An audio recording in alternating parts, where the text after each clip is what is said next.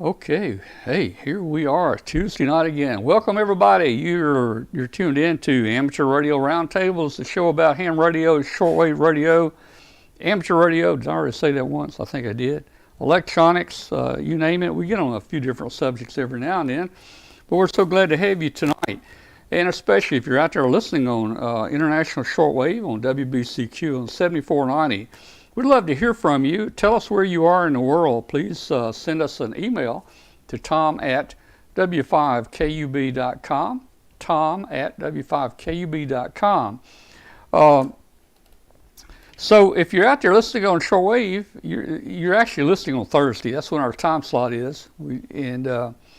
If you'd like to join us live some night, you can join us live on Tuesday nights at 8 p.m. Central. Just go to w5kub.com.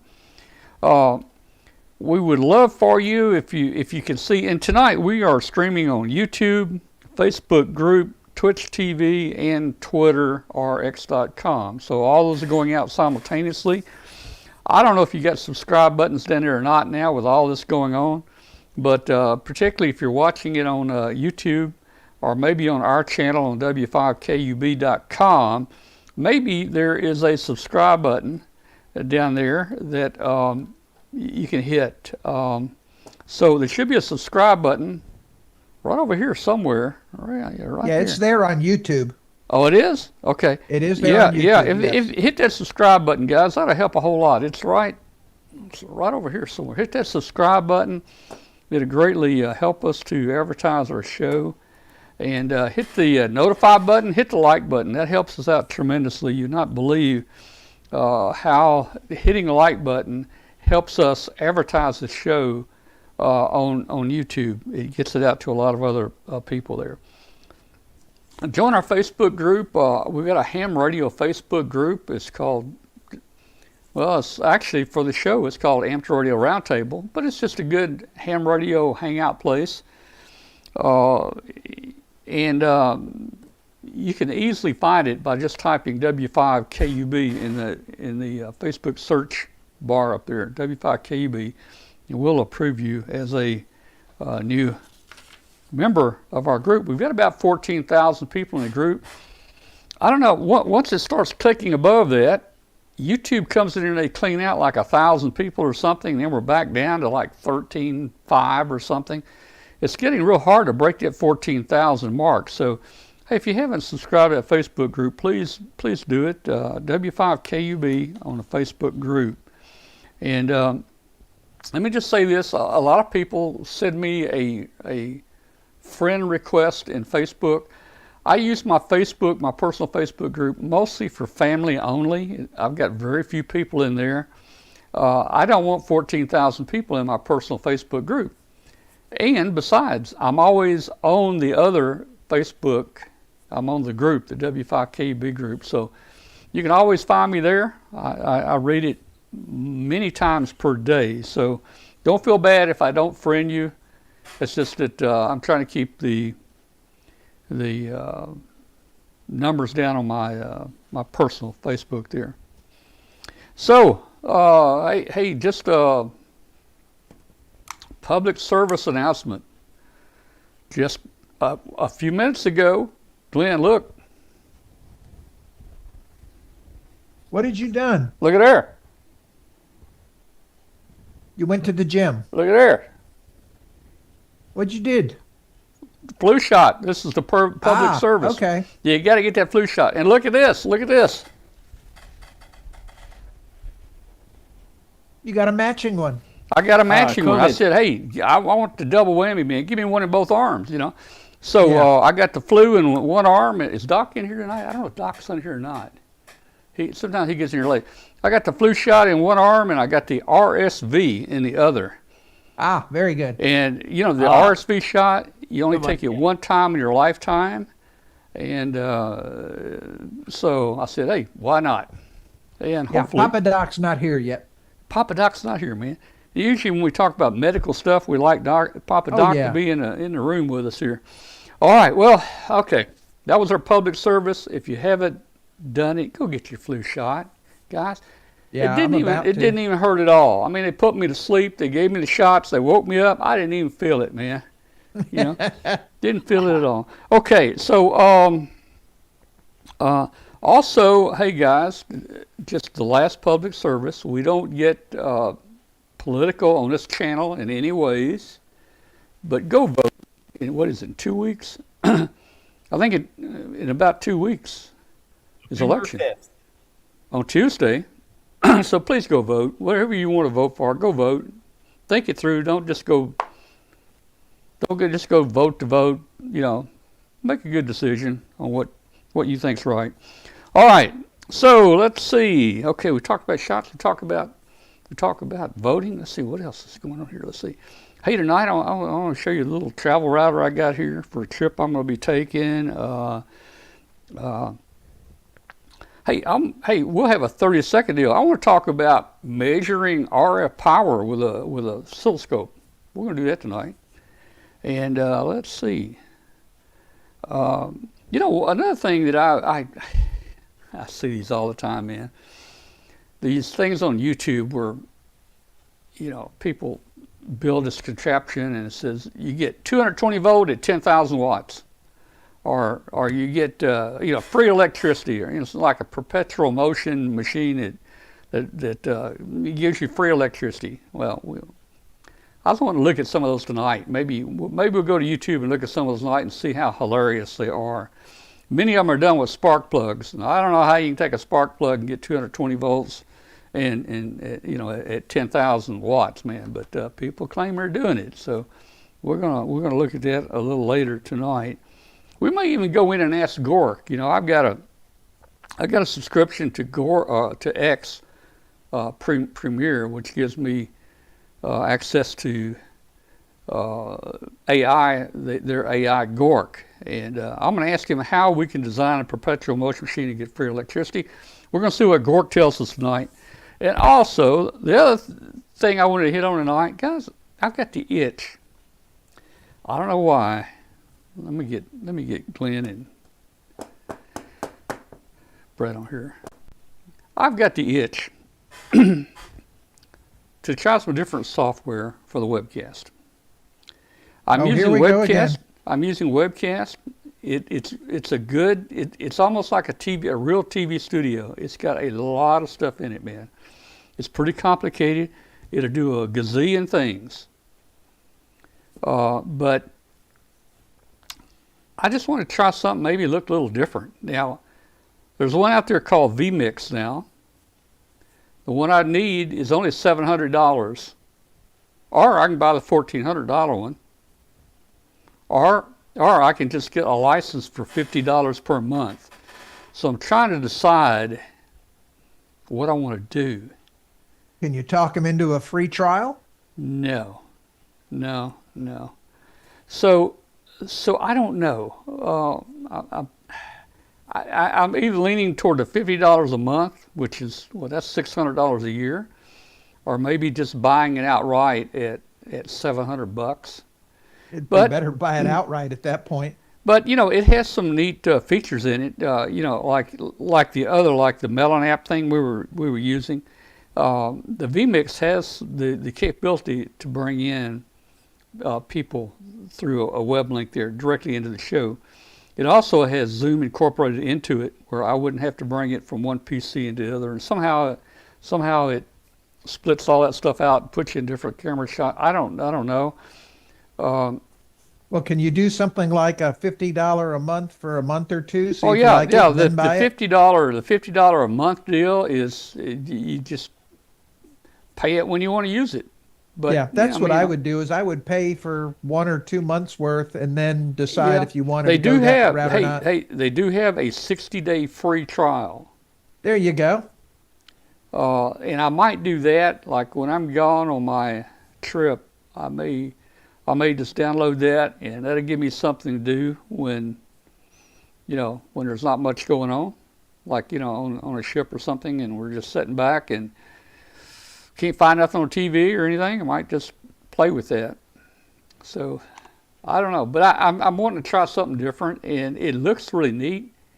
It's a whole lot better, I'm sure, than the Melon deal. Let's see, right now the Melon deal is costing us $17 a month. The Yeah. Zoom integration sounds like it's worth a lot right there. Yeah. Yeah, it does. Yeah. I won't get into that just any more there. All right, let's just go around the room there. Hey, Brett, how about it, man? What have you been doing this week? Oh boy. Well, this week I had deferred my taxes, and what I usually do is just keep on thinking about what else I might deduct and everything else, and then file at the last minute. So today being October 15th, which is the farthest you can extend, I went ahead and about noon today finally submitted them. So that's put to bed, and that's a great weight off my shoulders. All right. And in great. terms of ham radio, well, I've been continuing to do antenna work, and I also been experimenting a little bit with FRS and GMRS with the little radios that I got at the Hamfest that I mentioned a couple of weeks ago, and I can talk a little more about that now or later in the show. All right, we'll do that. I want to hear what you're doing there with it. All right, very good. Sound like you've been busy, especially with taxes. Oh yeah. Man. Oh boy, they're endless. You're never done. You're never done with them. There's always one more little deduction you can take. Yeah. Yes. All right, how about you, Glenn? What you been up to, man? Well, unpacking, of course, and just verifying a date here. I finally found my end-fed long wire. In and amongst all of the boxes. My attic is now, the flooring and stuff I needed in the attic is now done. So I'm sorting and organizing. Like I say, I'm finding antennas and parts now, getting to the good stuff. And I've got the long wire out ready to hang. Still can't get to the rigs, but that's part of it. Been doing a lot of conference calls this week with various folks. As many of you know, I'm doing some projects with drduino.com. He's got a modernized version of the desktop satellite tracker from my first book that he's working on. And also now I'm going to be working with PhaseDoc.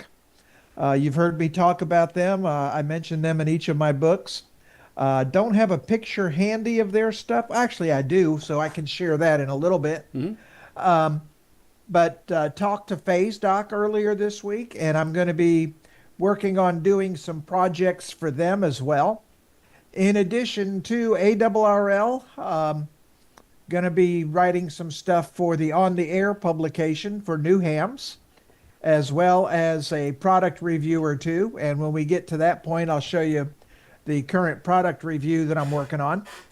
And I'm waiting for the contract, but we have reached agreement on my next book, which will be a new updated version of the high-speed mesh networking book. The other one's just kind of gone out of date and by the wayside, and they've asked me to update that book, so that's the next thing on the plate. So it's been a busy week back and forth. As you can see, the office is finally clean and organized and functional. Even the desktops are clean. Wow. So yeah, so that's a major accomplishment in and of itself. So things are progressing. I still think it's going to be about 2 to 3 weeks before I have a workspace put together, and then probably another week or two after that before the shack actually gets put together. So we're still just plugging away a little bit at a time, but progress is happening. And by the way, Tom, Papa Doc just joined us in the chat room. Did he? All right. Yes, well, he did. Papa Doc, you came in late. We've already discussed. I got my flu shot in this arm, and I got my RSV shot in this arm tonight. So, Papa Doc, if you start seeing me kind of lean over here tonight during the show, you might tell me what to do. But so far, no effects yet. I think I'm going to be good. All right. Maybe Papa Doc will have something to say about it. RSV shot, and get that flu shot, guys. Okay. All right. So, let's do this. Yeah, and speaking as the proud owner of a pig valve, these vaccines and flu shots and everything are vitally important for us kind of folks. Oh, they certainly are, and there's a whole bunch to get. I got RSV and was very glad I did. I'm waiting until Halloween to get flu, and before I take my next plane trip, I'm going to get the COVID updated vaccine because, boy, COVID is spreading like crazy, especially on planes. Yeah. Yeah, why can't you just spray in a plane and kill it? I mean, I flew into where did I fly into?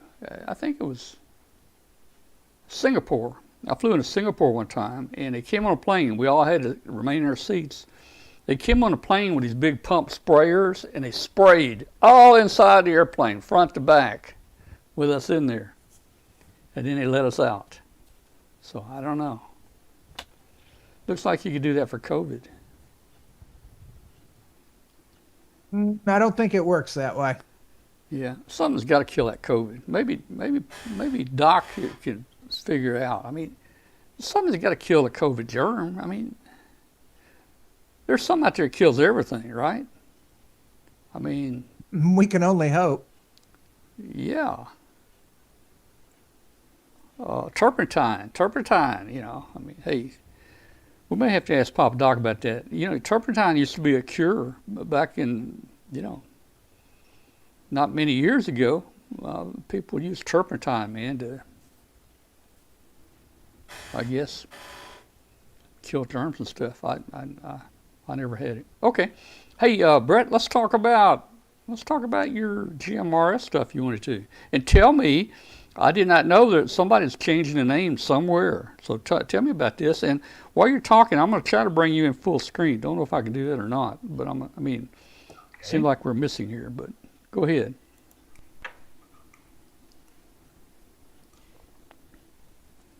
Okay, well, yeah. I'm sharing the screen with Glenn now, so that's better.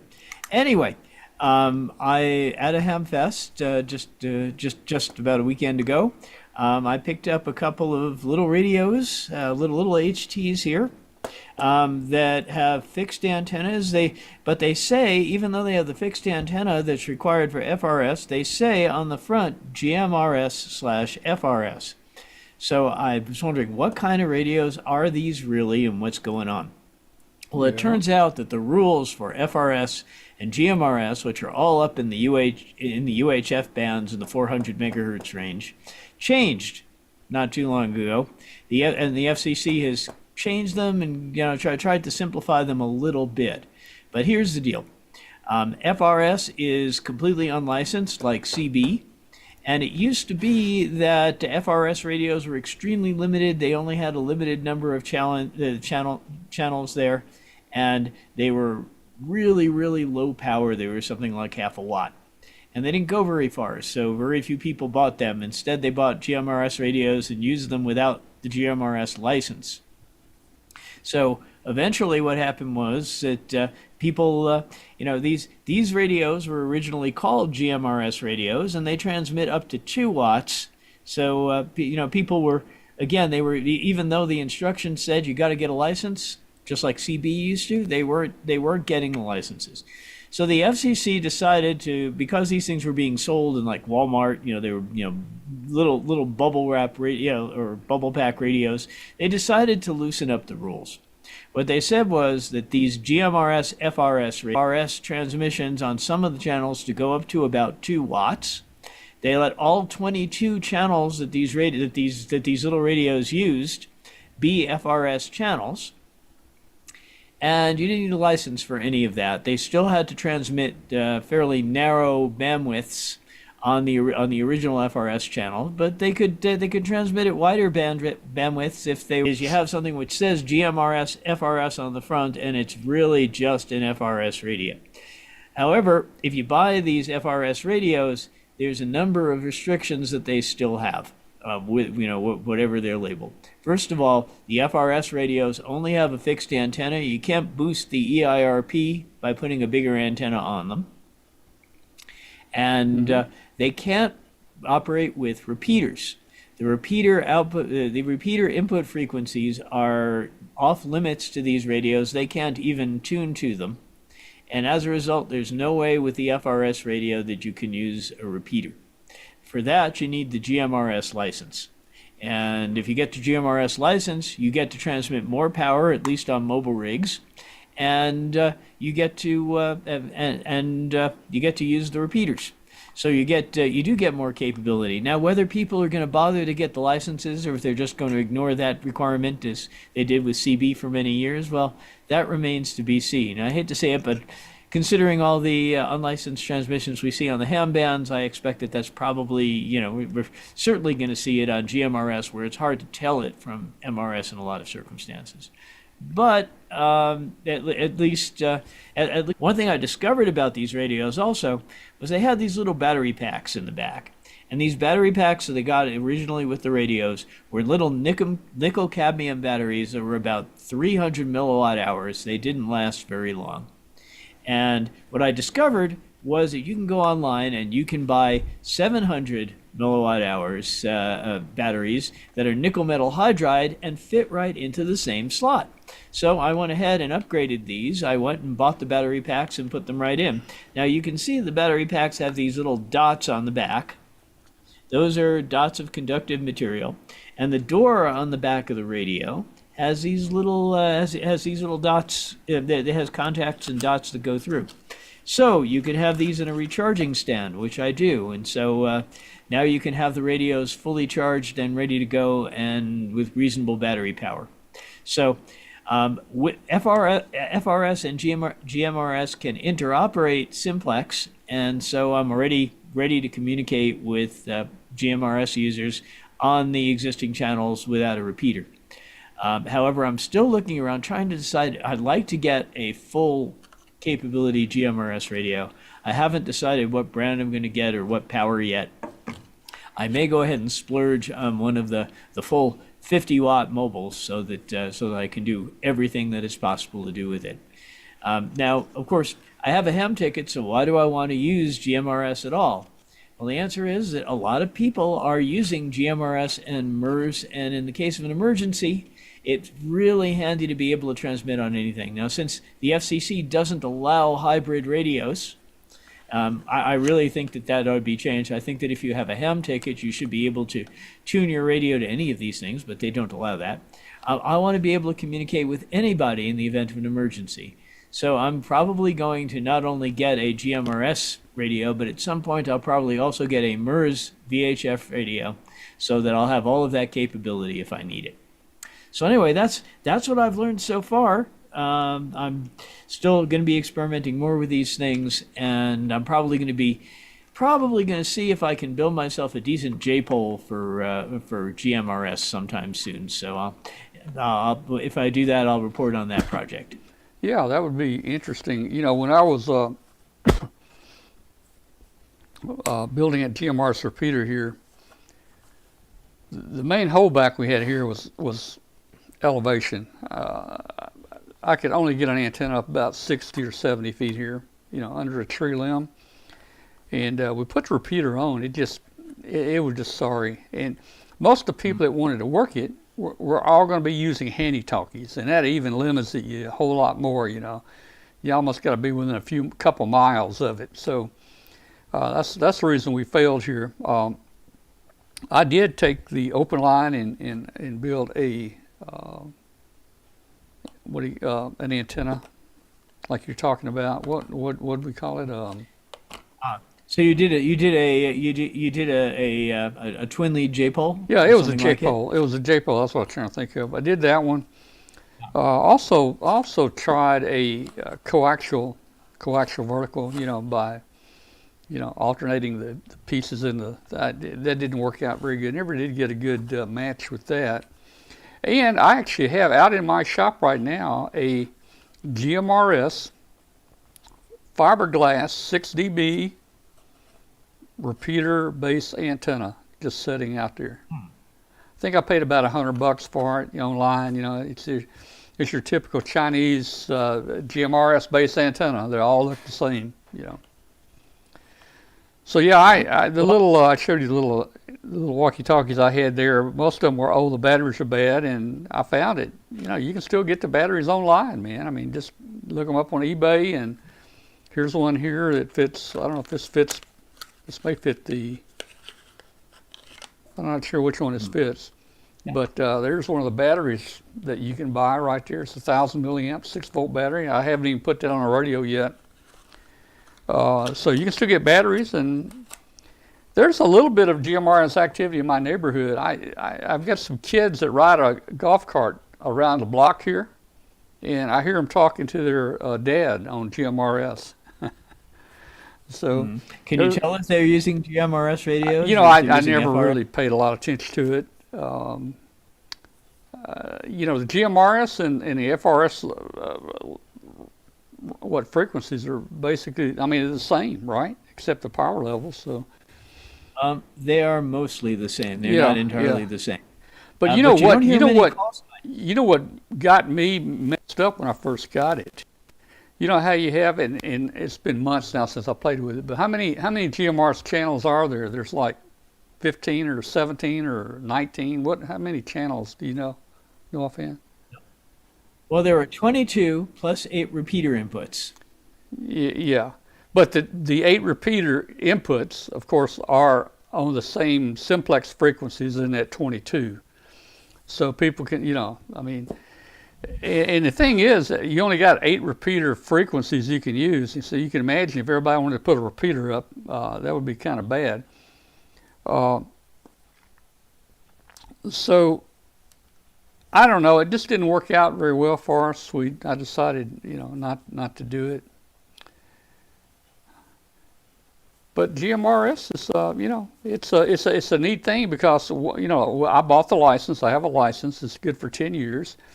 And anybody in your family can use the radio. Use your same call letters. So your wife or your kids, you know, can all use it once you get that single license. So that's pretty good, you know.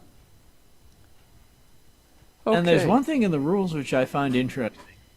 They don't, with GMRS, you can put on an external antenna, and the limits on your power are your ERP, not EIRP. Right. And what that means is that your antenna can have as much gain as you want. So in theory, if you get a really high gain antenna, if you do something like make something like a parabolic antenna, you ought to be able to go, this is UHF, you ought to be able to go a real long way line of sight. Maybe that's so. one thing you can do with GMRS. So here's, I did, since I have the license, I did get me a couple, well, when I was building a repeater, I did get me a couple of handy talkies for GMRS. This is a true GMRS handy talkie. And as I was showing you earlier, this is a Bofang, and it's really well built. I mean, it is solid, but everything feels good on it. I was really impressed with this, to tell you the truth. You hear all the stories about people that don't like Bofang. This was a pretty, looks like a pretty good radio. And I don't know how good it is if you actually put it up against, you know, a better commercial made radio, but you can see it's a pretty nice radio. Yes, it looks like it has 2 channels it can monitor, which is cool. And, you know, it came with the you know, I guess that's some type of SMA connector or something right there. The antenna does come off of it, and it came with 2 antennas. It came with the short stubby one here. This is not real stubby, but it came with this one. It also came with you know, a pretty long antenna. And, you know, I used them one time over at our home in North Carolina, behind the house up in a mountain there, and we called down to the house. So, you know, and you know, the nice thing about these too, they charge with the, what is it, USB-C, I think. So, that's neat. So, I mean, they'll, you know, and more and more radios now are charging like that, and that's really neat to be able to charge like that.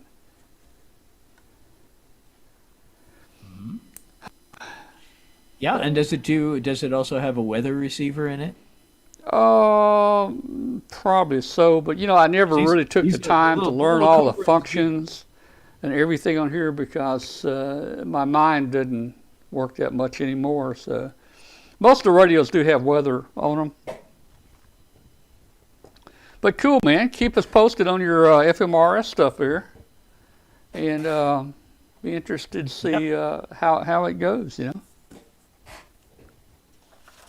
Yeah, I will be experimenting more, and like I said, I'll probably be building once I get a GMRS radio, I will definitely be trying to build a J-pole or something with a little more gain than just the little antenna. Yeah, and that's what I try Maybe here. a Slim But Jim. you know, with the people with handy, starting out with a handy talkie on the other end, you're fighting a losing battle almost. I mean, over all the years, the repeaters I had great antennas, and they were up 200 feet, on top of a tower at a courthouse or on top of a water tower, and I just couldn't get an antenna up here high enough to do really any good. And I thought, I'm not going to put this repeater on just for one or two people that probably aren't going to use it because they're not going to be able to communicate through it, But anyway.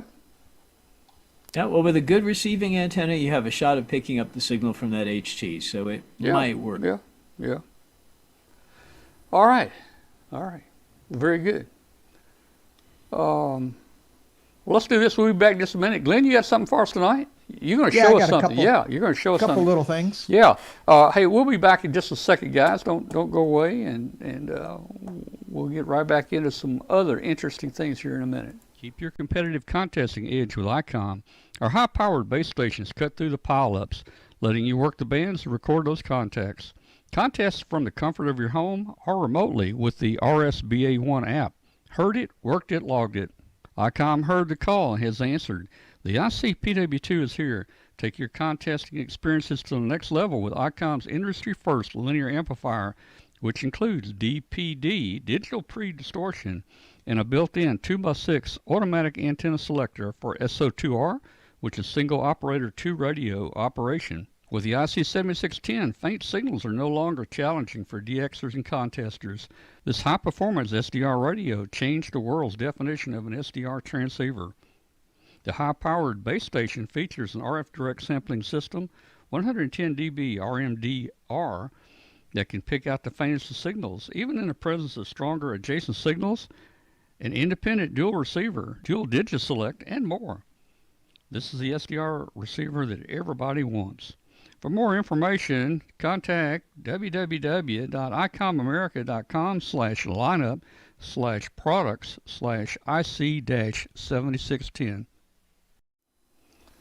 Okay, hey, I noticed we've got a number of people watching on X tonight, and if you're out there on X or Twitch TV, or even Facebook group you're watching, we're not monitoring those chat rooms. We have our own chat room, and if you want to chat with us or see what's going on, just go to w5kub.com, w5kub.com, and that screen actually comes up where you can watch the video on one half the screen, and there's a chat room on the other half, and you can actually chat with us and other people that are watching the show tonight. So I just want to let you know that, and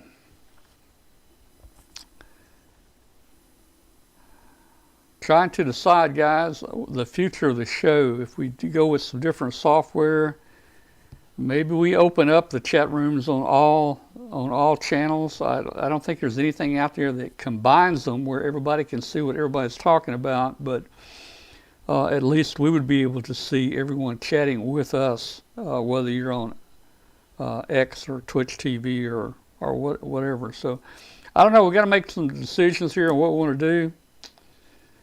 And they're going to be tough too. All right, Glenn, come on in here, Glenn. Yes, sir. And what do you got going, Glenn?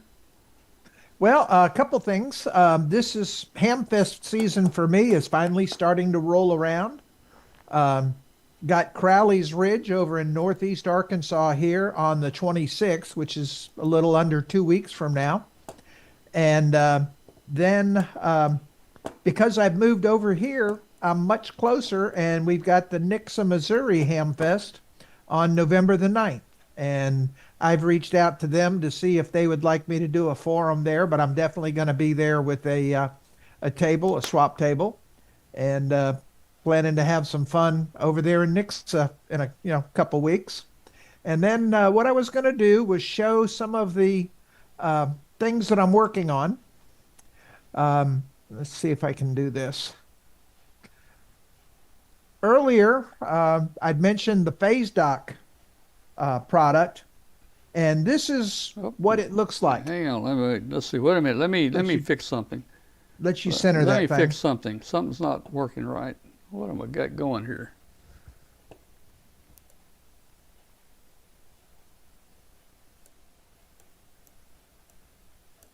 This is interesting. Well, try that. There. Okay. Okay, there we go.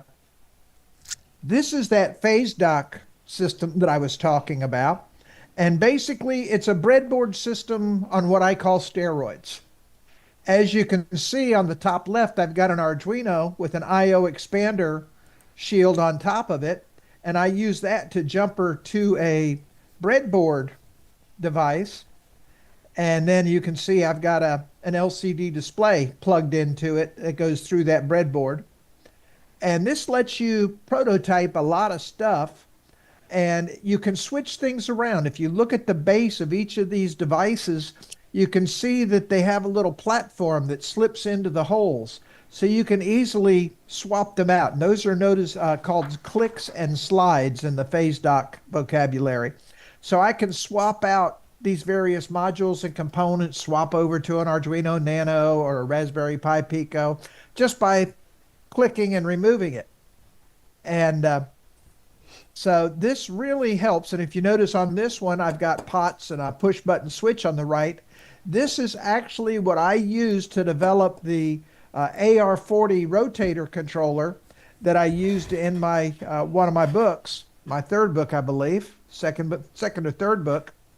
And I use this, and this is a simulator, so I could actually build the code, test the code, and then when I'm done, all I got to do is move this into an enclosure and hook the real rotator to it, interface it with just a couple wires and a connector or two, and boom, I've got the functioning product. So this is a fabulous prototyping tool, and it's really good. And these are the folks that I'm going to be working with on some Arduino projects to work on this workbench.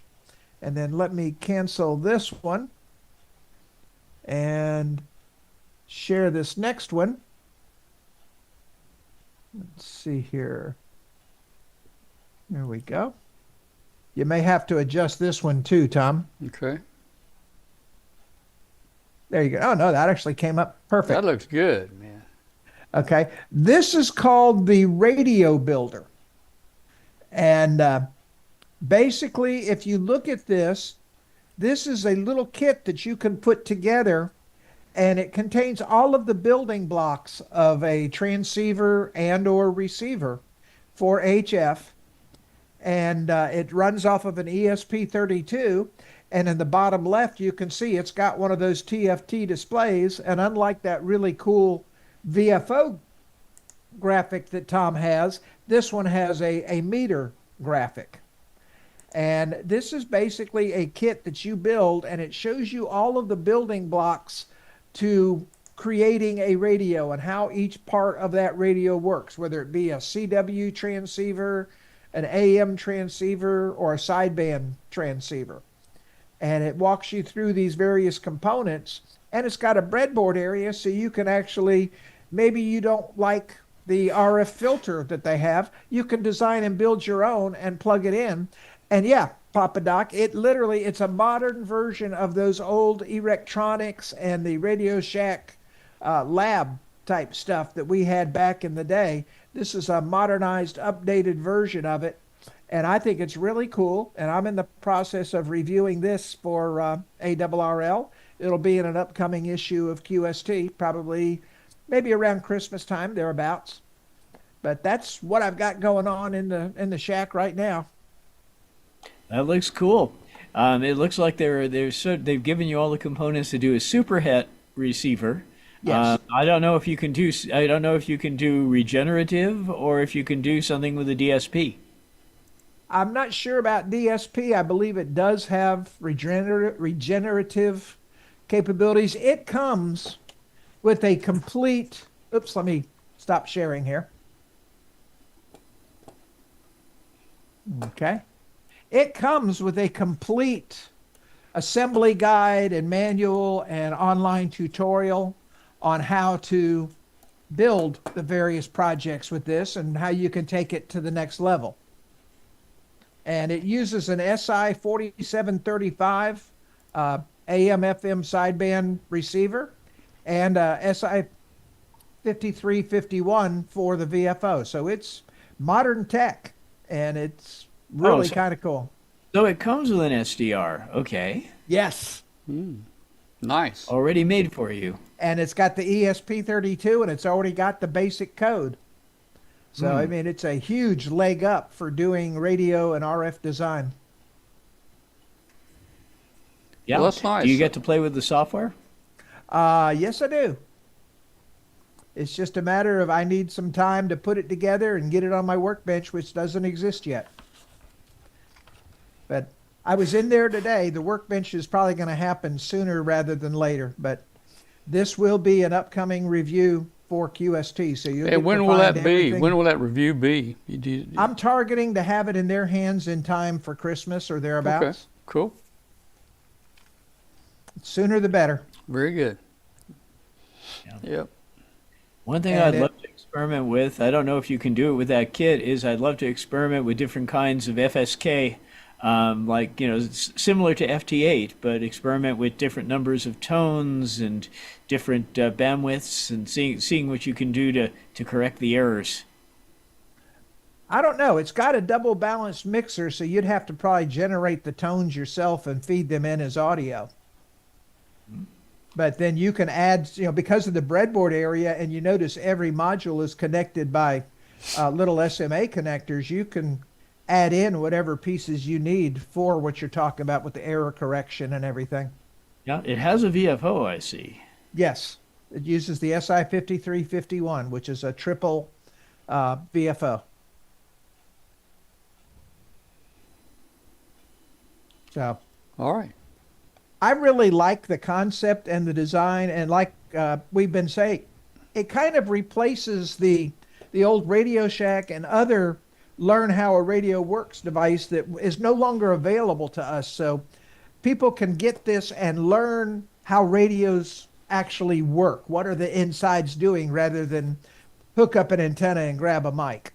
This lets you know what the various pieces are doing. Which I really like that concept. Plus, it allows you the expandability to move forward. So All right. Well, while y'all discuss it, I'm going to try to, I don't know what I'm doing. Don't know what I'm doing. There we go. There we go. Oh, man. There. Maybe that vMix will be a little simpler to operate this thing. Yeah. Yeah. Well, hey, that's cool, man. Keep us posted on how it goes.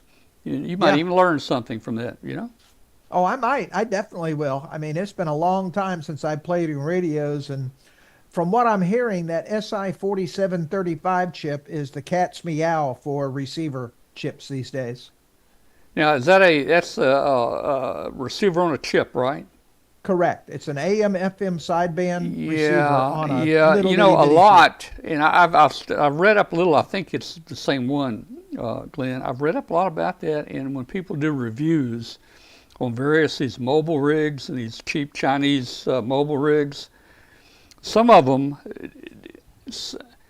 my understanding is some of them probably have the receiver on the chip in there, and they don't have quite as good selectivity, sensitivity, whatever. They're kind of inferior of a radio that's laid out with all the other parts, Yeah, and that may be a function of the external components, because as you saw in the radio builder, they break out all the external components but use that chip. So you may be able to break off of the various parts of the board rather than using their default version. Well, and I'm sure that they probably you get a Chinese mobile rig, it doesn't have just that one little chip. It's got a lot of other parts in it too. So yeah, I'm sure it still has a shortcut. it still has, audio amplifiers. I don't know if it has an IF or if the IF is on that chip or, mixers and stuff. I mean, I have no idea. Yeah, and they may take a shortcut with that Yeah. and take a default version that's on board the chip rather than bringing it outside the chip and building their own.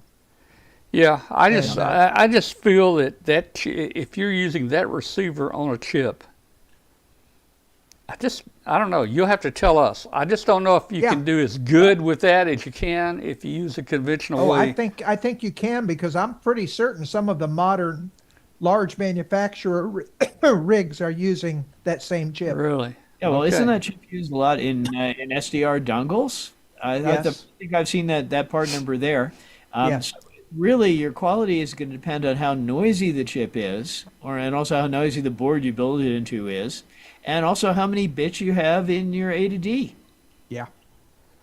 Now, a couple questions in the chat room. Mark is asking how often they're in stock, and Chris is saying they're sold out on their website. That's going to be part of the review, and I'm going to have to research that. I've got mine in a box right up here behind me. And as far as adding an Arduino to this, John, it's already got an ESP32, which for all intents is a high-powered Arduino.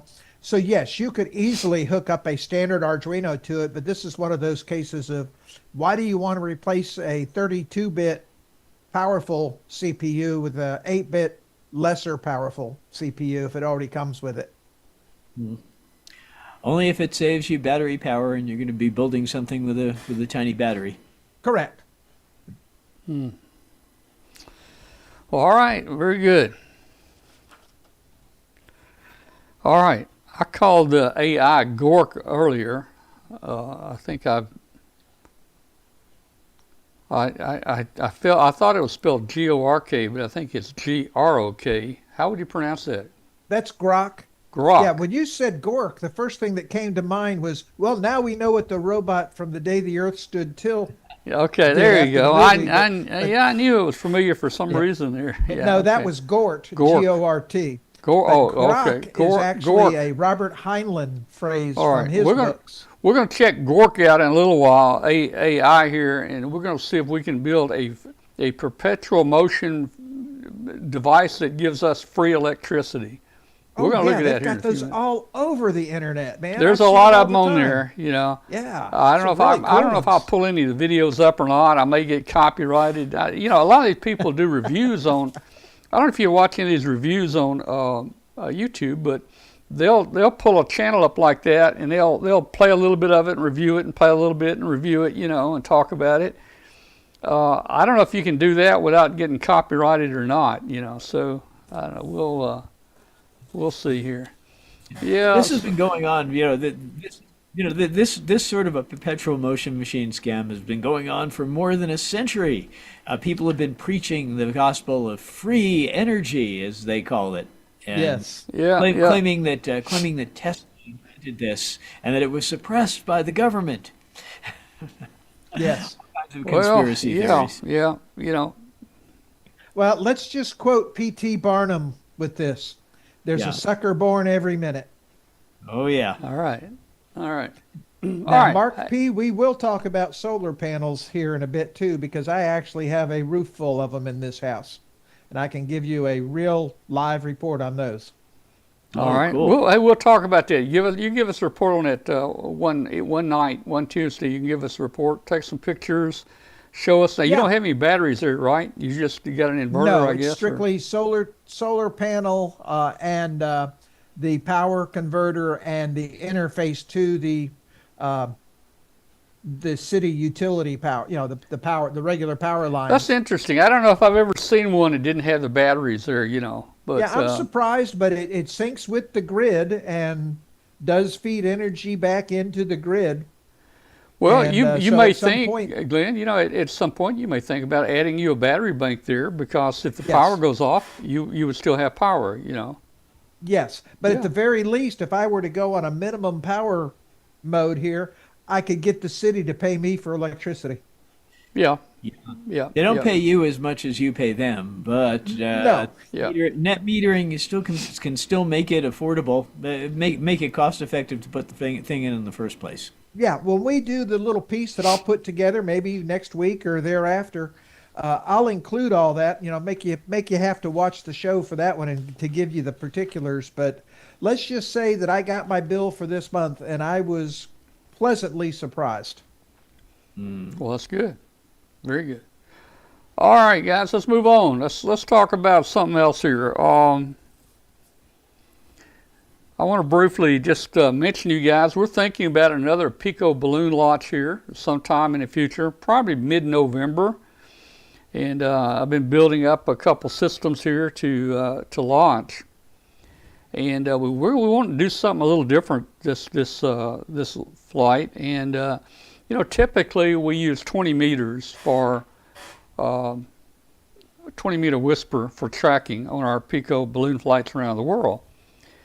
And up till now, everybody has basically used single band whisper. You know, maybe 20 meters, 15 meters. Some people have used 10 meters. Great results.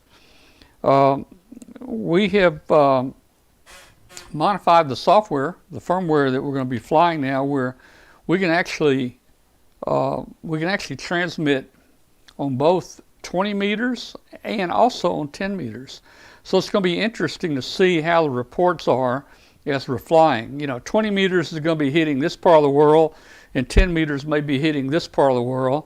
You know, it's going to give us an idea on propagation and which one might be best at different times and so forth. So we're looking at that. And as you guys know, our power on our trackers, do I have a tracker here? Let's see. Yeah, there's our tracker right there. Guys, that's the size of a postage stamp. And that tracker runs 10 milliwatts. 10 milliwatts of power.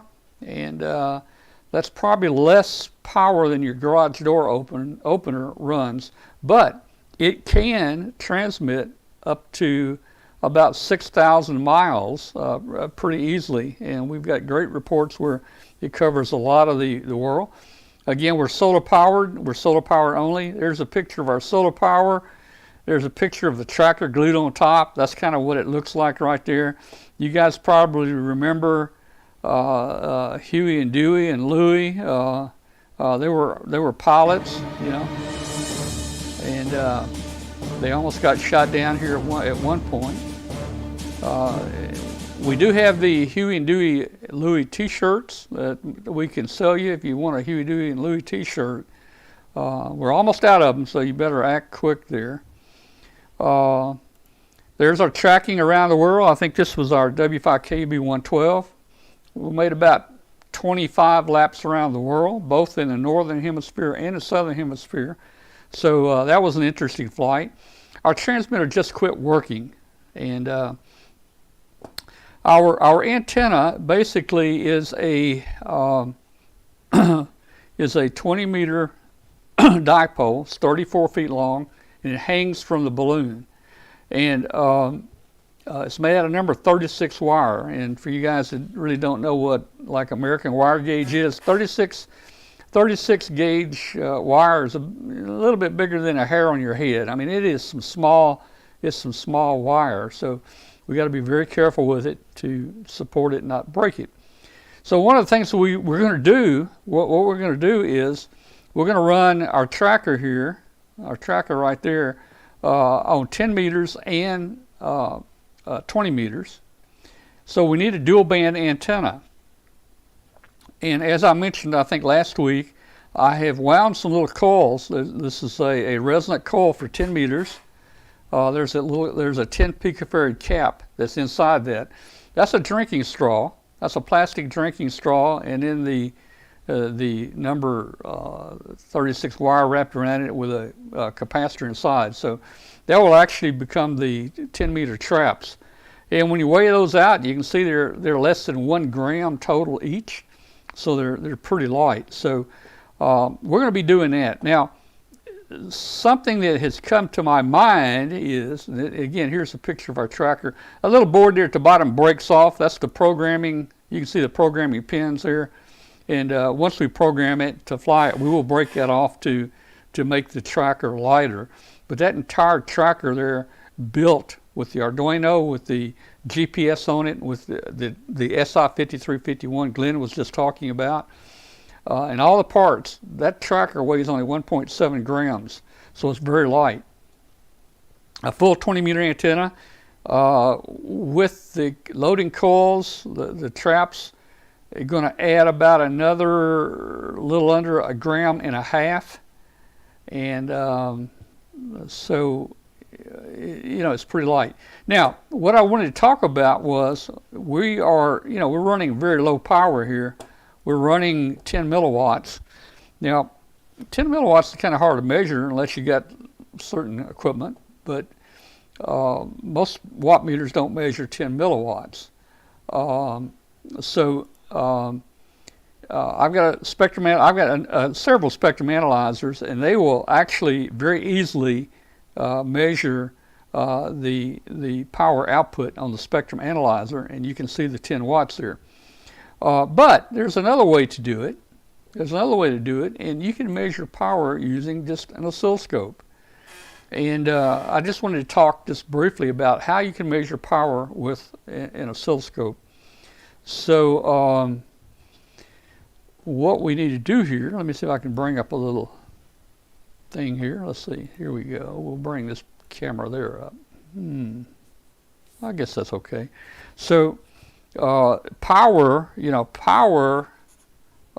equals E squared divided by R. That is, I wish I would focus a little better. Okay, power equals E squared over R, but E squared in this case is RMS. So when we measure with a scope, we calibrate our scope, and we measure the power, the R power output.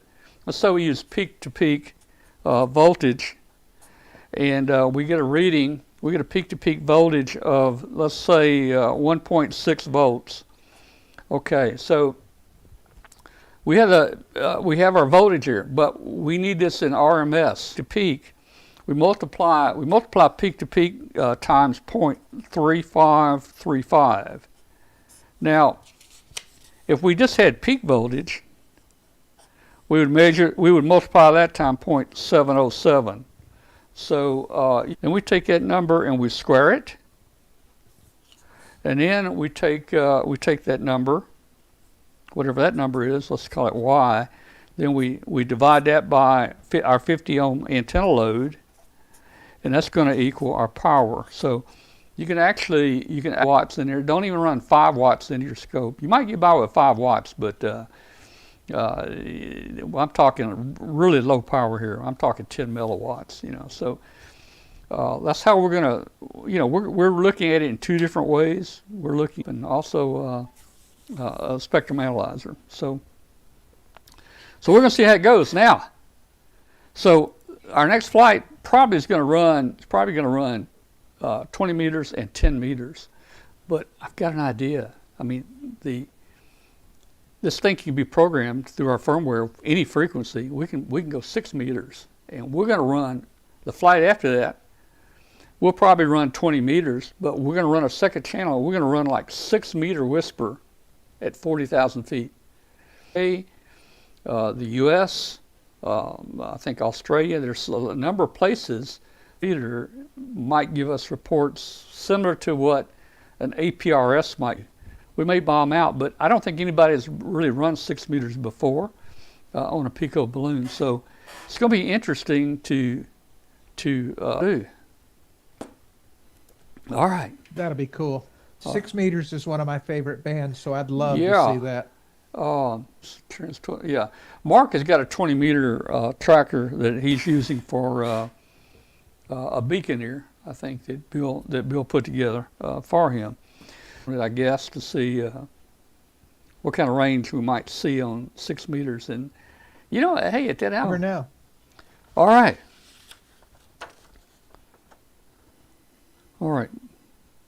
Grok, huh? G-R-O-K. Grok? Grok. Yeah, stranger in the strange land. Exactly. Yeah. Let's see if let's look at something here. Let's see if we can build a perpetual motion machine tonight. Let me get our AI up here. Here we go. All right. Okay. So let's do this. Let me center this. Yeah, that's probably about the best I can do right there.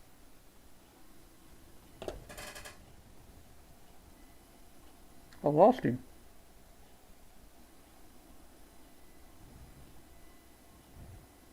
One of these is the A.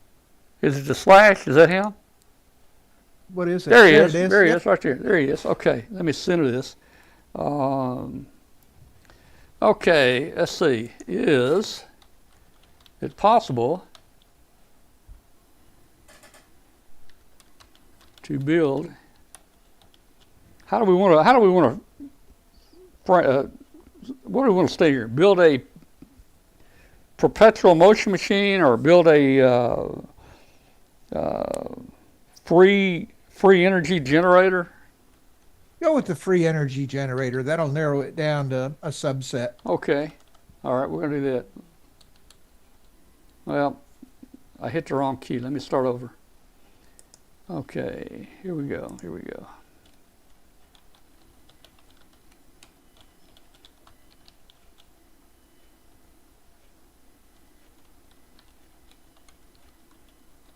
Okay, how to do a free, here we go.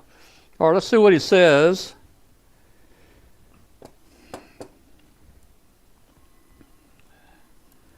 All right, so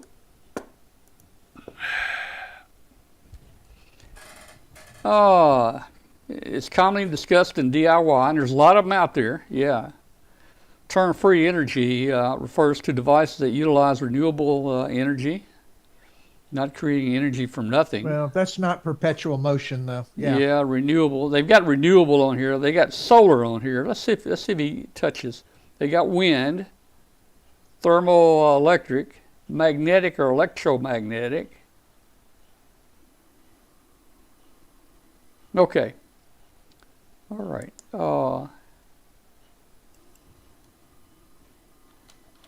How to get? I saw one. How to get free electricity. Let's see what it says there. A large pair of jumper cables connected to your neighbor's box. There's yes. several ways. Renewable energy. Of course, we know about the renewable. Preferably buried in conduit between the two houses so it's not obvious. Well, do it wireless, man. Do When it I wireless. was a kid, Do it wireless. when I was do a it. kid, I actually built a free energy device, Did you? but it was an AM receiver that just rectified the output to DC. It picked up emissions. Yeah, I kind of Using question that because Local somebody. AM station and produced a very small amount of electricity from that. Yeah, but somebody's paying for the electricity. Oh yeah, just not you. Exactly. It's free to Perpetual me. motion machine. I don't know if I spelled that right or not, but he probably will know what I'm saying here. Okay, there we go. Device that can operate indefinitely without an energy source. That's what we want to build tonight, right there. Okay. Yeah, right there. That's it. Build it. The first law of thermodynamics: energy can neither be created or destroyed. Okay. Historical attempts. It says here Brett built one once, but it really wasn't a perpetual motion. Let's see. Motion machines, second. Convert heat energy into work. Yeah. Okay. All right. So look, here's what we're going to do. Here's Probably going to need to go to YouTube and look for those. Yeah, I'm going to go to YouTube here. We're going to pull it up real quick. And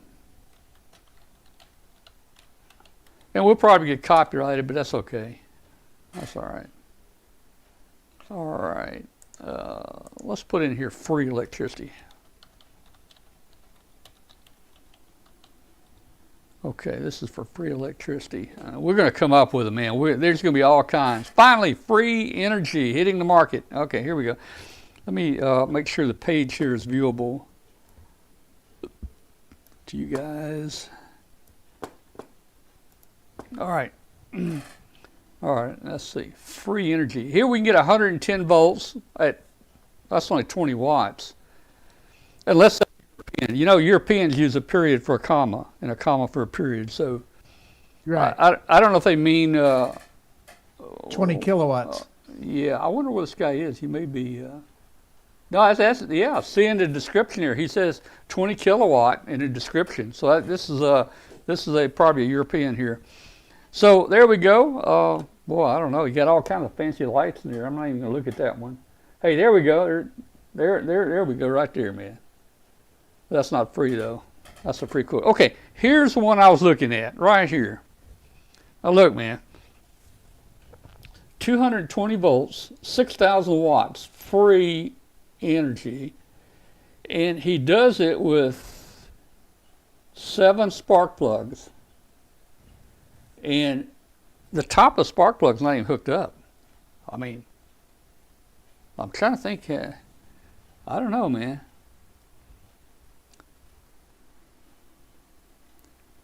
Glenn, you might want to build that and report next week. I don't have a workspace yet. Brett, it's yours. Oh boy, this. You could possibly do it. I don't know about there, that there one. you go. Tape on the socket. That's going to require a Tesla type arc to cross that tape. Let's look at it. Let's look at it and see what happens here. We're probably going to get shut down, but that's okay. Let's see. Let me get some volume. All right, hang on. Let's see what he's got going. Well, Yeah, and that one below it, I like free electricity to Yeah. power a refrigerator with spark plugs. now he's putting it back in. He screwed it back in with tape on it. Oh, he's just going to short. I don't know what he put the tape on there for. He's just going to short the LEDs out here and find out which one's bad. That's all he's going to do. All right, what do we got here? Here's another spark plug, guys, right here with Yeah, plug. that's the one I like. I like that one. Where'd it go? Oh, free electricity energy to power a refrigerator with spark plugs. This guy here, he's got it, man. We're going to power a refrigerator with spark plugs. You know, why aren't people selling this stuff, man? You know, I've always wanted to do this one, Glenn. Yeah. You take a generator and a DC motor. You know, get that generator spinning, you know, and that would make the motor run, you know, and then just take a little current off the side, you know, just leave enough to keep that generator spinning. Now, I would think that'd work, man. Yeah. I mean, gear it down so that generator spins fast. Yeah. And it'll feed enough power to keep the motor running, to keep it spinning fast. Yeah. Now, we got an issue with this one here, the cell phone. I mean, we did a show here one night where we actually powered a radio transmitter with potatoes. Do you remember that, Glenn? Yep, we did. I think it took 6 or 7 potatoes, but we actually powered a transmitter and we sent CQ with it, powered by potatoes. So we have a video out on the internet, guys, for that. But Well, I don't know about this one. Now what he's done here, he's plugging in a wall wire charger into that. Oh yeah, you get big enough potatoes, it'll do that. I don't know, man. I don't know. You know, actually, you know what you ought to look into doing is taking one of those potatoes and mounting it below your balloon and letting that power the balloon. Yeah, it couldn't lift a potato though. That's the problem. Oh darn! Stop Maybe we just confusing put like the little issue French fry type. I don't know. Yeah. That's Will enough. you stop trying to confuse the issue with facts? Yeah. Okay, here's one here. Free generator. Yeah, Paul in the chat has got one also. Does he? Yeah. Yeah, let me look and see what's going on in the chat here. Let's see. Man, I'm way behind the chat.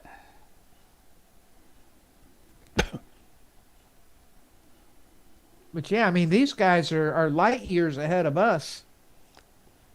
Yep.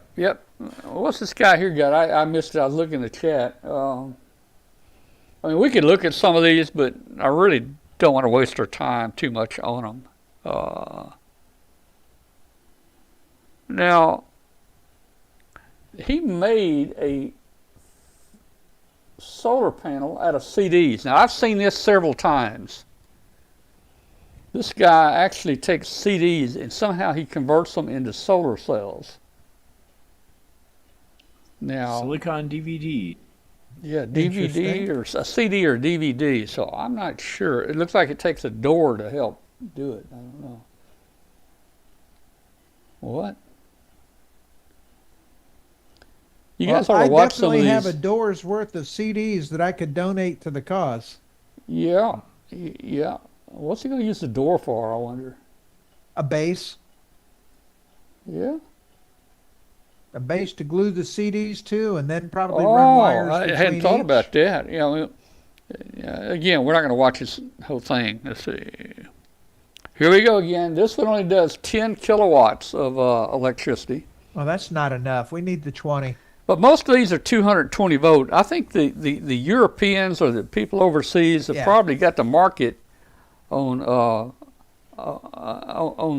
this. Look at it. Look at the size of that. Is that a generator or is that a motor? That's a generator. That's a 10 kilowatt. That's going to take some power to turn, let me tell you. And that's a 220 volt generator. So yeah, that's going to take some power there to turn that sucker. Look at it, he can barely lift it. Yeah. But I bet you it runs. Now, that's like 22 megawatts. I can't do my math with the zeros, but yeah, 220 times 10,000. It's high. You know, the interesting thing, some of these actually show it turning a light bulb on and so forth. But 2.2 megawatts. Yeah.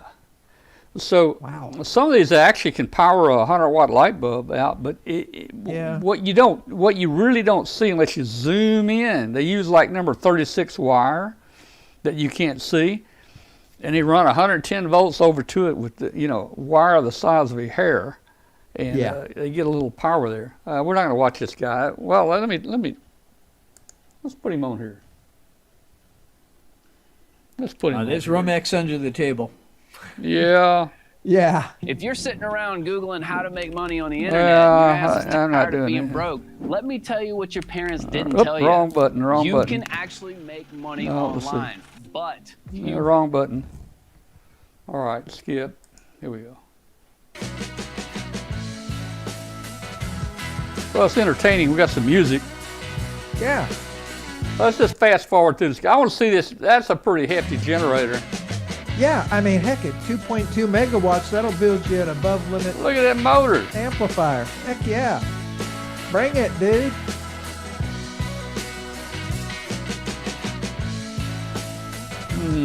All right, fast forward.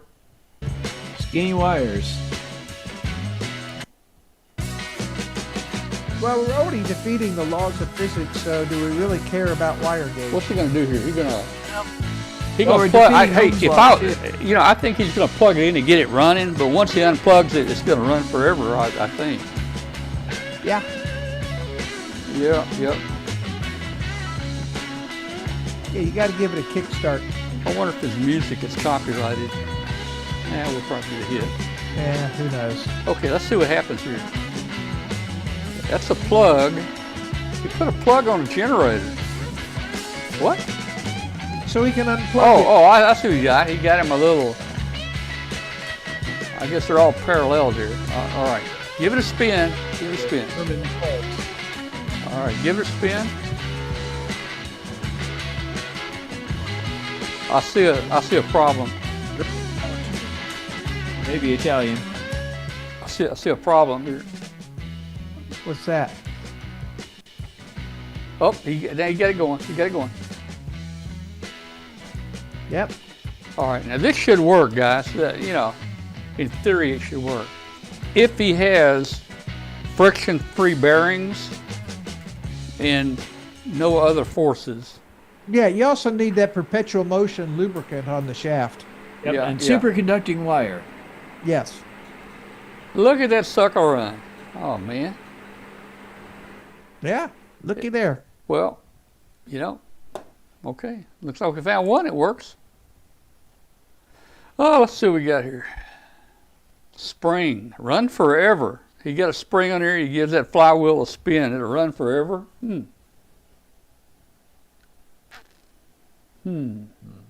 Oh, I like this one, man. I like this one. I've seen it before. I guess you use sound to generate electricity. You take a coil of wire and you put it around a magnet of a speaker. And he's going to make 6,000 watts right there. Yeah.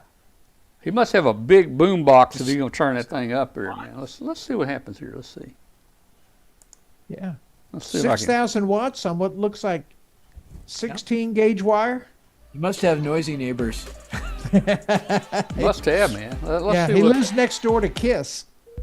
Okay, he's building it there. All it takes a speaker.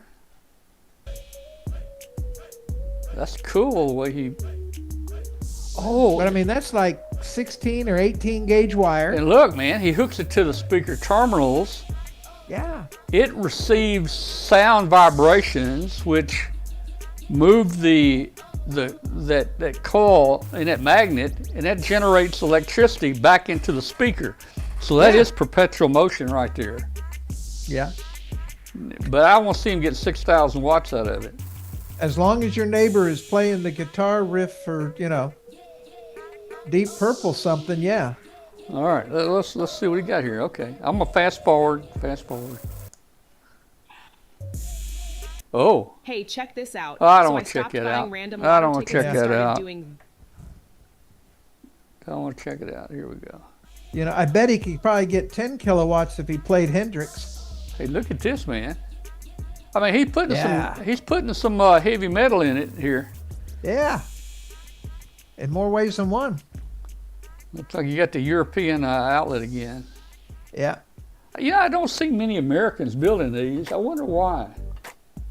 Well, European energy is easier to work with than American energy. Yeah. It's 50 hertz and That's just true. That frequency Oh man, look at this! difference Look at this sucker.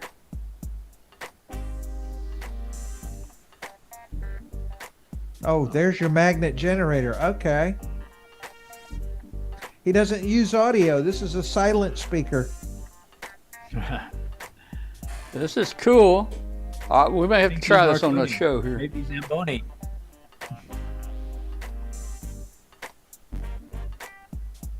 All right. It looks good.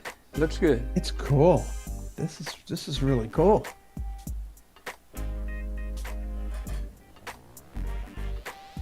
All right. Now Let's the see this bowling sucker ball run. runs Let's down see the it chute, run. lands on the teeter-totter. What's he gonna do with the transformer there? Well, he's got to loop it back to the magnetic motor. Wait a minute. Is he paralleling or is he seriesing the?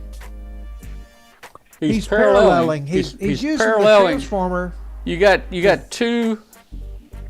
Yeah.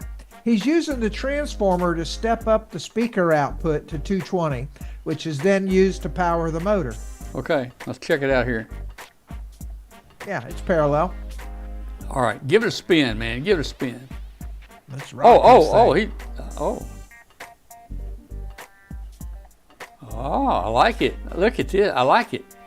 That a starting chord? Like a lawnmower, man. All right. I like it. Let her rip. Wow. Well, here we go. A lot of wines. Okay, it's running. There we go. Chug. It's running. I wonder if it's making any sound when it's running. I mean, the speaker. Probably equal to the RPM of the motor. Oh, hey, this is gonna be good. Look at this. Here we man. go, Jack. All right. I'm building that sucker. I'm building that tomorrow. Oh gosh, yes. Let's see what kind of we got voltage. a meter. Let's see what kind of voltage we get here. 220, baby. They use the metric system, so they have a meter. Oh, touche. Yeah. Come on. Get it in there. I bet you it's right at 220.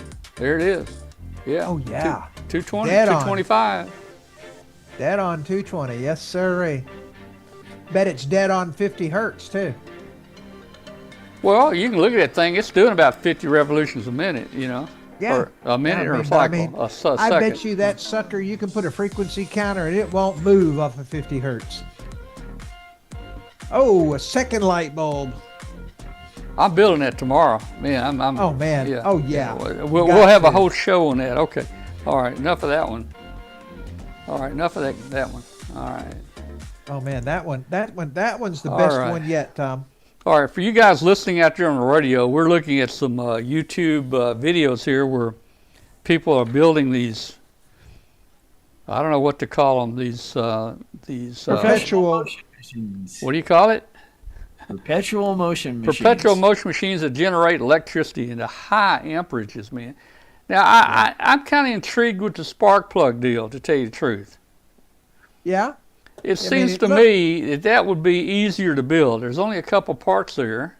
Oh, that's an hour long, isn't it? Or is that an hour? Yeah, that's an hour long, man. Let me just fast forward through it. Wait a minute. I'm From gonna 2 spark plugs and some Learn how to toroids. turn any regular TV into a high-tech smart TV. All right, in let's see what we seconds. got here. Access unlimited. All right, so they're toroidal magnets. There you go. I'll Yeah, buy that. yeah. It's together. Shouldn't they already stick? No, Well- they could repel each other. Well, Yeah, but they wouldn't glue together if they repelled each other. It looked like he had to force them together. I don't know. That probably changes something. There's probably a reason to glue them. Well, there's our 14 gauge Yeah, wire. it looks like the same wire, doesn't it? No, that looks a little bit bigger. I think that's like Yeah, 14 gauge. Yeah. All right. Well, hey, we'll rewind this later and get how many turns he put on here, because I'm gonna build this one too. All right. Okay, so Looks like about 8 to 10 turns. yeah. Oh, I got. Okay. And don't forget to glue the ends down. I wonder if he ever glues his finger on there. Never mind that when you normally when you make a transformer with a toroid, you wrap it Yeah, around you wrap the it. inside You wrap and it through outside. the hole, right? You wrap it through it, not around it. All right, let's Yeah. see what he's gonna do here. Well, the you thing know is, what? I though, gotta fast yeah. forward because this thing gonna take forever. I gotta Yeah. fast forward. No, but Brett, if you think about it, wrapping it around the conventional way forces you to use conventional physics. By doing it this way, I think he opens up a whole new, different avenue of physics to make this work. Now look at there. He's short. Well, actually that's not even shorting this. That's not shorting the thing out because that's the same terminal on both ends. I mean, I wonder what that does. Well, is it the same terminal? Well, the Because top is the same as the tip. No, wait a minute. I don't know what he. No. No, you're he's right. on You're right. the, he's on the side electrode. Yeah. Oh, this is a cool design. I mean, A invention, not of sight and sound, but of this power. is going to look like an old aircraft engine. You know, one of the rotary good old radial engine. radio engine right there. I can see why this works so good here. Yeah. We're going to have a all right. We're going to fast forward here. He almost put it in wrong. Yeah. Okay, that looks good. All right.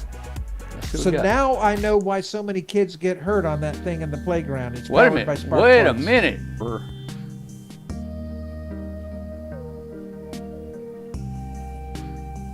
Sounded the wire. That looks like something that could go on one of Elon's space rockets, doesn't it? Yeah. Yeah. Now, here's already the first thing. That's got a different number of turns, 4 turns on that thing All right, let's see what happens here. than what he told us. Those are going to blast off and then land back on the pad. Where are the all the other spots? Yeah. Look at that. Look how it connects. Oh, I love it. Oh man.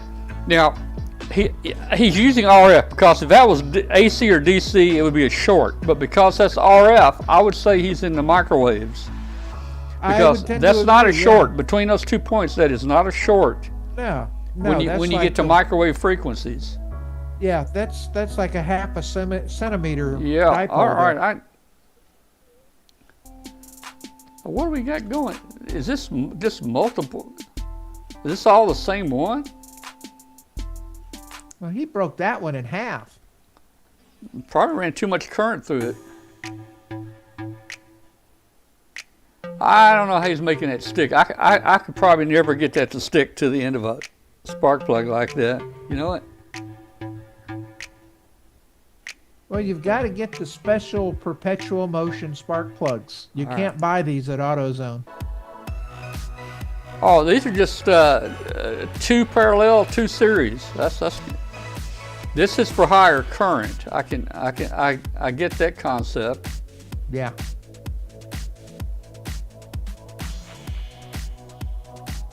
And I guess the coil was there to phase them together. I don't know.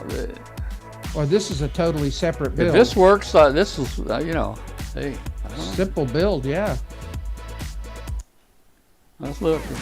What's he putting on there? Oh, what is it, solder paste? Oh no, now we're back to the original build, so there's more to this. Man, I don't have that many spark plugs. Look at this. Now, is that enameled wire or is that bare wire? Looks like enameled. I don't know. I think it's bare. Well, again, at RF, it doesn't matter. Yeah. Everyone knows it's Slinky. Exactly. This guy right here is a spark plug genius, man. Oh, look, when he touches, the light comes on. I'll be darned. And I don't see any form of an oscillator here to give him that 50 hertz. Yeah. All right. Well, That's truly amazing that he's managed to find the exact resonant frequency to cut that coil to get him 50 hertz. well, There's the dipole for the power transmission. You know, he probably has some of Tesla's schematics. Yeah. Yeah. What are we gonna do here? If he touches those wires, he's going to get 50 hertz. I would be wearing rubber gloves right now, guys. Yeah. You know, I mean, he's already generated 220 at 6,000 watts, so. He's got a good soldering iron, I can tell you, man. Yeah. Look how that stuff sticks together. Glob on the solder to make sure. Yeah. Well, I mean, it's got to be thick to pass 6,000 watts. I think he shorted that bottom one out there. I don't know if he knows it or not, but. Oh, he'll find out. Look at that dirty old spark plug end here. My solder would not stick to that for anything. Because you're not using perpetual motion solder. Yeah.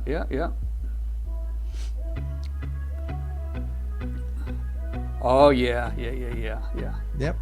Yep, got to cut it. You got to tune it. There you go. This is going to be one of the easiest power generators I think he built right here. Let's see. Well, you know, This he's is got to be 10,000, doing it right because, look, he has to tune the thing. I mean, who tunes a fake project? Well, I don't know, but okay. Well, let me fast forward here. And there's your answer. It is not enameled wire. What do we got? My dad Oh, has been well, struggling really time. Her dad traveled. Oh, that's what happens if you bite the wire while yeah, it's that's operating. what happens if you touch the wire. Okay, what are we doing here? Why don't you solder it? I can't. There we go. Let's see what he's going to do here. Soldered everything else, but now he's. That must be a button or something. Dashing it. Push button, maybe? No, it's a We'll socket. see when he flips it over. It's a socket. It's a light socket. It's slinky powered, though.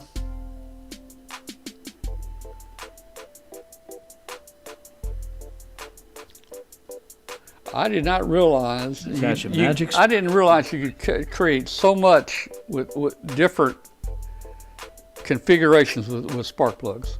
Yeah. I mean, this guy is a spark plug guru. We got to get him on the show.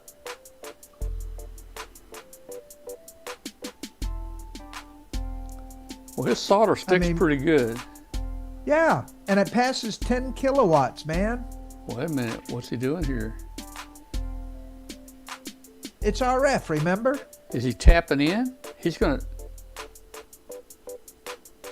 I think he's going to tap in like at 3 turns down.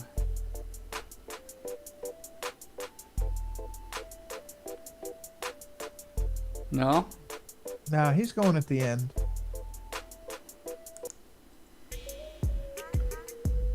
Oh, he's cheating already. That bulb don't draw much current. It burns though. Look at there. Again, right at 50 hertz too.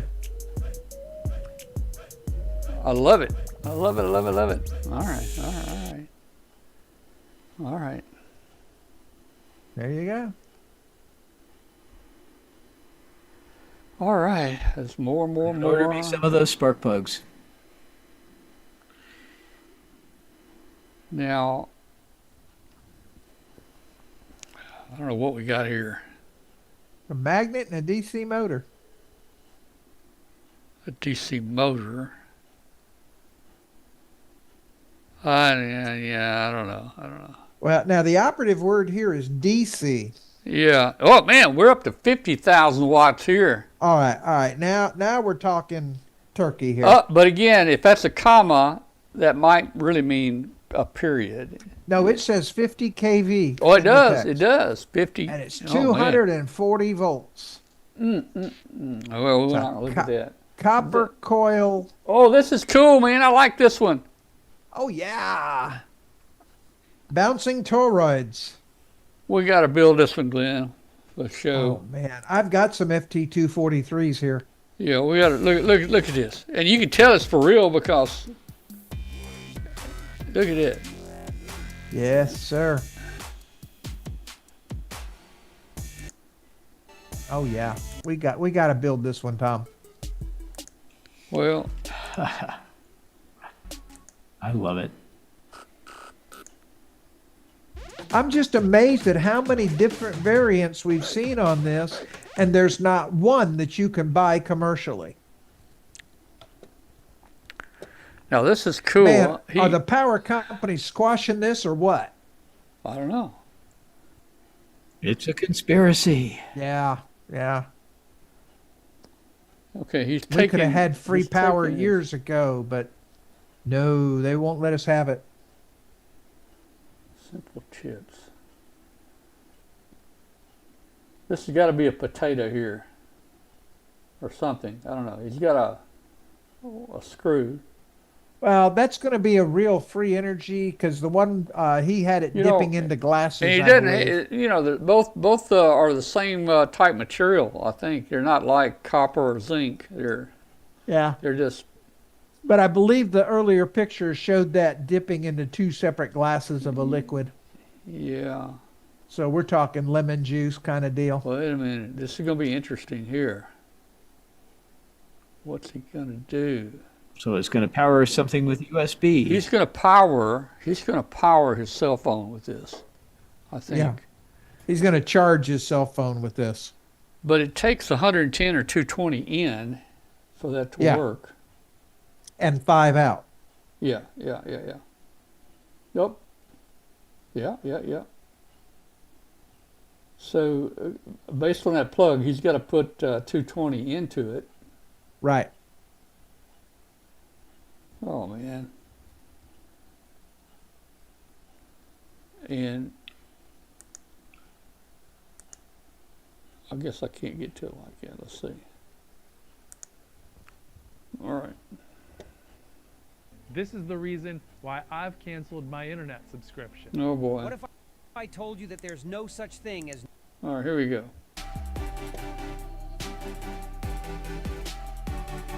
Now, wait a minute. There's the 2 glasses I told you about. But the glasses aren't connected. Pair of glasses. The glasses aren't connected. No, they're resonant at crystal frequencies. Well, it might Yeah. be. Yeah. Let's see what he puts in there. Whatever he puts in there is going to be some tough stuff, man. It's going to generate 220. Spoonful of citric acid or lemon juice. Maybe lemon salt. concentrate. Maybe salt. I don't know. All right. Water. Might have been bicarbonate of soda. I don't know. It was yellowish. Here we go. Here we go. Could have been sulfur. All right. Yep. Okay.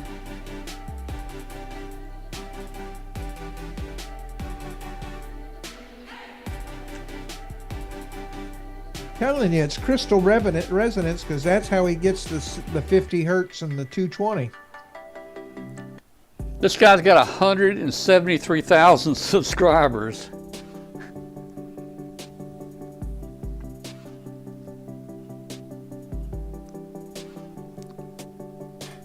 Okay.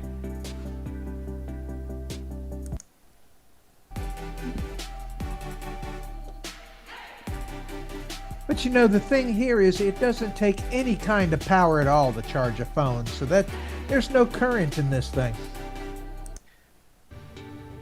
I don't know, man. There's 220 volts here. Let's see what they're saying here. Let's see more.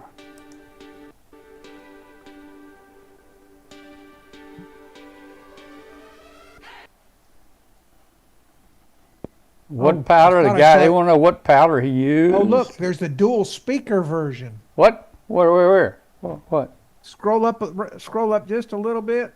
Right there. Right there? About 5 down from the bike. Oh, well, that's not it.